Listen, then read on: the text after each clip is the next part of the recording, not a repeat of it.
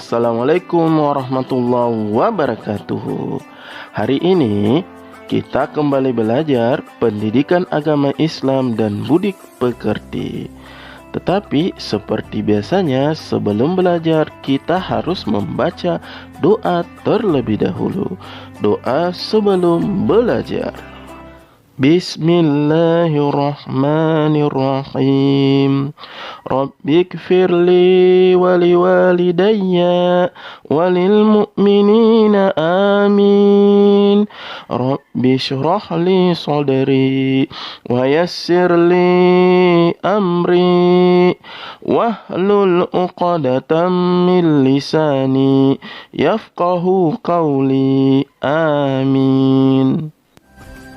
Di pelajaran kali ini, kita akan membahas tentang pelajaran 7 dengan materi Mari Mengenal Rasul-Rasul Allah. Perlu kita ketahui, Allah mengutus para manusia pilihan untuk menyampaikan risalahnya kepada manusia. Manusia pilihan ini bertugas membimbing umat manusia ke jalan yang benar agar hidup sesuai dengan ketentuan Allah. Manusia pilihan tersebut disebut dengan Nabi atau Rasul. Kita masuk ke pengertian Nabi dan Rasul. Nabi artinya orang yang menerima wahyu dari Allah untuk dirinya sendiri tanpa ada kewajiban menyampaikan kepada orang lain. Sedangkan Rasul artinya orang yang menerima wahyu dari Allah selain untuk dirinya juga berkewajiban menyampaikan kepada orang lain atau umat manusia. Sebagaimana firman Allah di surah Al-An'am ayat 48 yang berbunyi, "Wa ma nursilul mursalina illa mubasyirina wa munsirin." Artinya, dan tidaklah kami mengutus para rasul melainkan untuk memberi kabar gembira dan peringatan. Perbedaan Nabi dan Rasul. Nabi berasal dari kata naba'a yang artinya berita atau informasi. Sedangkan Rasul berasal dari kata risalah yang artinya menyampaikan. Yang perbedaan yang kedua, tidak berkewajiban menyampaikan wahyu kepada umatnya, sedangkan Rasul wajib menyampaikan wahyu kepada umatnya. Perbedaan yang ketiga, Nabi melanjutkan syariat yang disampaikan Nabi sebelumnya, sedangkan Rasul membawa syariat baru atau hukum baru. Perbedaan yang terakhir, Nabi itu belum tentu Rasul, sedangkan Rasul sudah pasti Nabi. Kita lanjut ke jumlah Nabi dan Rasul. Jumlah Nabi yang wajib kita ketahui ada 25 orang. Padahal jumlah Nabi itu banyak, ada ratusan ribu. Tetapi yang dikisahkan di dalam Al-Quran cuma sebagian, sebagaimana firman Allah di surah An-Nisa ayat 164 yang artinya, "Dan kami telah mengutus rasul-rasul yang telah kami kisahkan mereka kepadamu sebelumnya, dan ada rasul-rasul lain yang tidak kami kisahkan mereka kepadamu." Hal ini juga diperkuat oleh Nabi di dalam hadisnya yang artinya dari Abu Dzar ia berkata, "Saya bertanya, wahai Rasul, berapakah jumlah para nabi?" Beliau menjawab, "Jumlah para nabi sebanyak 124.000 dan di antara mereka yang termasuk Rasul sebanyak 315 orang dan suatu jumlah yang besar." Hadis riwayat Ahmad. Kita lanjut ya ke tugas dan sifat Rasul-Rasul Allah Subhanahu wa Ta'ala. Yang pertama yaitu mengajarkan ketauhidan. Artinya Nabi dan Rasul membimbing kaumnya untuk meyakini bahwa Allah lah yang saja yang wajib disembah. Kedua, memberikan keyakinan bahwa Allah adalah pencipta alam semesta dan mengurusnya, mengawasnya, menjaganya, mengaturnya dengan sendiri tanpa bantuan siapapun. Selanjutnya, meyakinkan kepada umat manusia bahwa hanya Allah yang pantas dijadikan Tuhan. Dan yang terakhir, memberikan keyakinan bahwa Allah berbeda dengan makhluknya. Tugas yang kedua yaitu mengajarkan kepada manusia cara-cara beribadah. Tugas ketiga, menjelaskan hukum-hukum Allah berupa perintah dan larangan. Tugas yang keempat, menyampaikan tentang berita-berita gaib sesuai dengan ketentuan Allah, seperti adanya malaikat dan jin. Tugas yang kelima, memberikan kabar gembira bagi umat yang taat dan memberi kabar buruk bagi yang melanggar perintah Allah.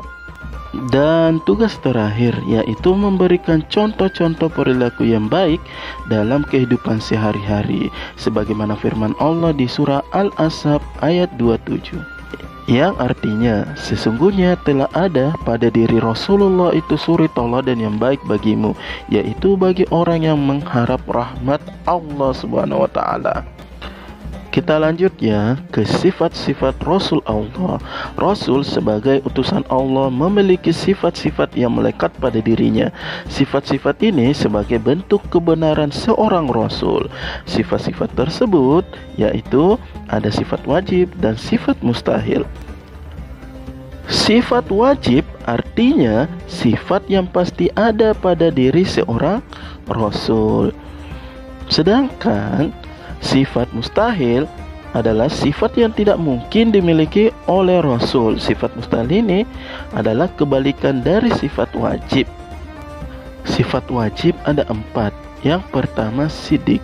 Sidik artinya jujur dan benar. Seorang Rasul pasti selalu benar dalam berkata dan berbuat. Yang kedua, amanah. Amanah artinya dapat dipercaya. Rasul wajib menyampaikan amanah Allah kepada umatnya.